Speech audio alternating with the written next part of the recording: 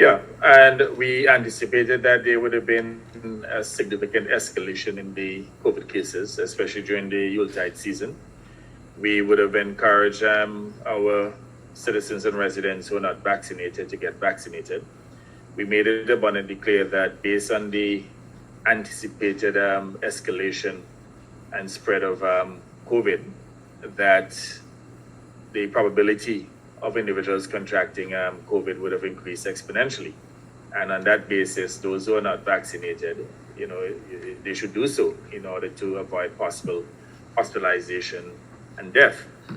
Now, it is true that generally speaking, the new variant, the Omicron variant, has not been as deadly as the Delta variant, but notwithstanding, it's still killing people.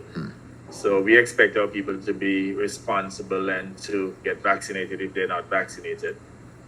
And you recognize too that Omicron represents a significant threat to those who are vaccinated, fully vaccinated, but would have certain underlying conditions. On that basis, they're required to be boosted. So on the basis that they are boosted, they get a third vaccine. They should be in a position to avoid possible hospitalization and death by the Omicron variant. From all indications so far, it is primarily young people who have been contracting the Omicron variant as a result of their socializations during the Yuletide season.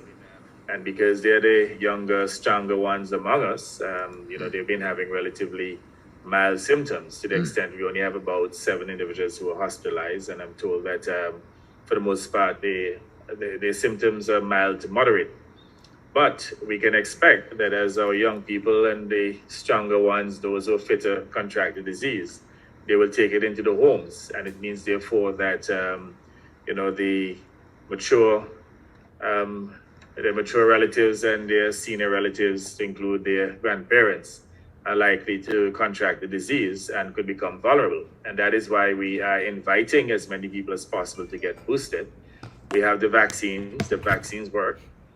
And if we didn't have such a high prevalence of vaccinations within the country, I can guarantee you that the effects of the Omicron variant on our people would have been significantly different. We would have had more people who would have been hospitalized. We would have had an increase in deaths.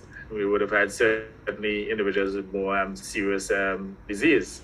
So we should not take any chances. All of us ought to be very vigilant by getting vaccinated or getting boosted as appropriate. And let me also state here too that the best defense against COVID is not to contract COVID.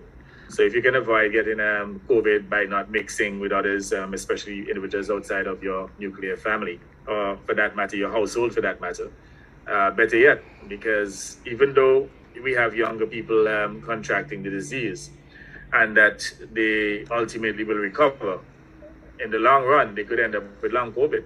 And it has been proven scientifically that even the Omicron virus is resulting in some level of long COVID.